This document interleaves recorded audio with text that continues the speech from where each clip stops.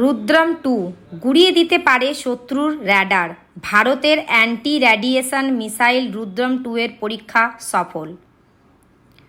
মূলত নজরদারিমূলক ভূমিতে থাকা শত্রুর র্যাডারকে গুড়িয়ে দিতে সক্ষম এই ক্ষেপণাস্ত্র।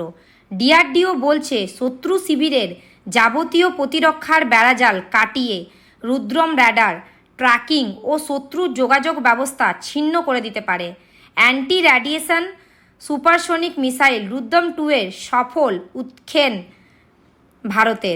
ভারতের প্রতিরক্ষা গবেষণা কেন্দ্র ডিআরডিওর তরফে এই সুপারসনিক মিসাইলের সফল পরীক্ষা বুধবার হয়। চীন ও পাকিস্তানের বুকে কাঁপুনি ধরিয়ে নির্দিষ্ট লক্ষ্য গুড়িয়ে দিতে পারে।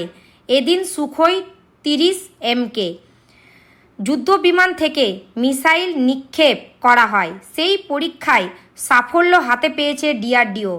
ভারতের মাটিতে তৈরি প্রথম অ্যান্টি রেডিয়েশন মিসাইল রুদ্রম 2 নিজের সমস্ত লক্ষ্যভেদের মাপদণ্ড পূরণ করেছে বলে জানানো হয়েছে।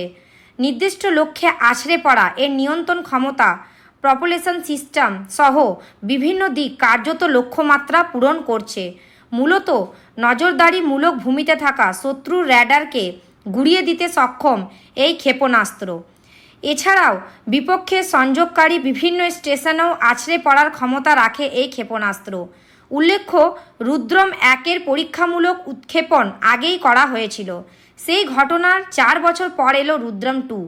এর আগে ওড়িশার চাঁদিপুর থেকে রুদ্র 1 এর পরীক্ষামূলক উৎক্ষেপণ করা হয়েছিল। ডিআরডিও বলছে শত্রু শিবিরের যাবতীয় প্রতিরক্ষার বেড়াজাল কাটিয়ে রুদ্রম র্যাডার ট্র্যাকিং ও শত্রু যোগাযোগ ব্যবস্থা ছিন্ন করে দিতে পারে।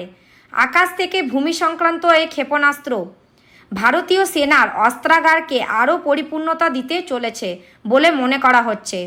ভারতের যুদ্ধবিমানের মেরুদণ্ড সুখোই MK 30 থেকে এই ক্ষেপণাস্ত্র নিক্ষেপ করা হয়।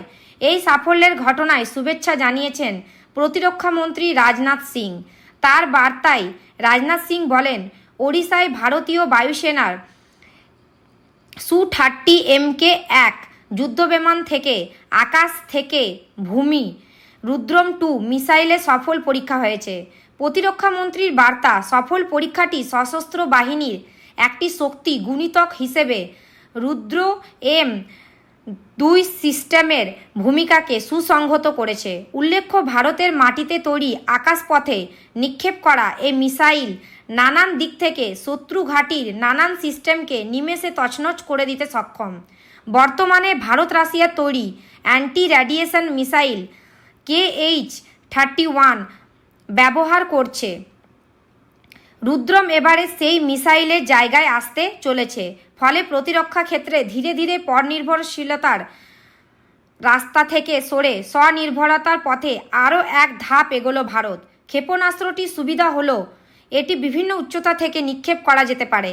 100 কিলোমিটারেরও বেশি পরিসর থেকে শত্রুর রেডিও ফ্রিকোয়েন্সি এবং র্যাডার থেকে সংকেত নিতে পারে এটি।